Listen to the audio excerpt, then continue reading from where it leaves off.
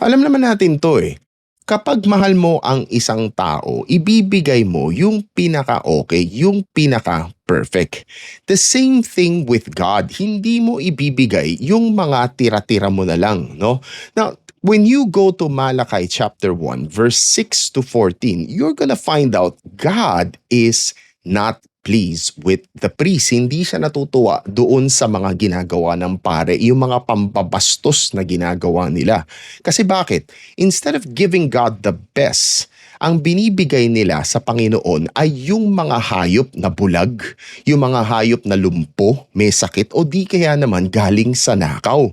So they thought that just because they give something to God, okay na sila, kota na sila, dapat matuwa na ang Panginoon. They've already done their part. But in reality, God tells them, hindi ako natutuwa sa ginagawa nyo at hindi ko tatanggapin yung mga binibigay nyo. Might as well, isara na natin tong temple na to. Kalokohan lang to.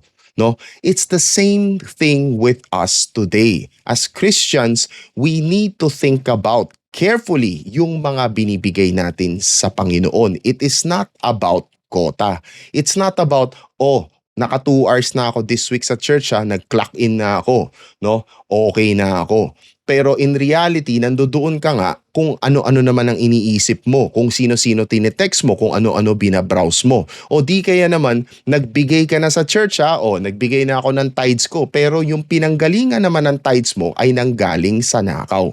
You see, all these things, it looks good from the outside, but in reality, hindi natutuwa ang Panginoon sa ginagawa natin. Let us be sincere. Let us give God our best at hindi yung tira-tira lang at hindi yung mga bagay-bagay. Ang masama pa kasi dito, yun nga, no, when you talk about the stolen things, no, yung mga stolen animals, this represents the things that doesn't even belong to us. No, kinukuha lang natin sa iba at pinamibigay natin sa Panginoon, which is nakakalungkot isipin. Kahit nga si David, sabi niya, I'm not gonna give God anything na hindi ko that doesn't cost me anything, no? So I want you to think about that. Okay? And with that, God bless.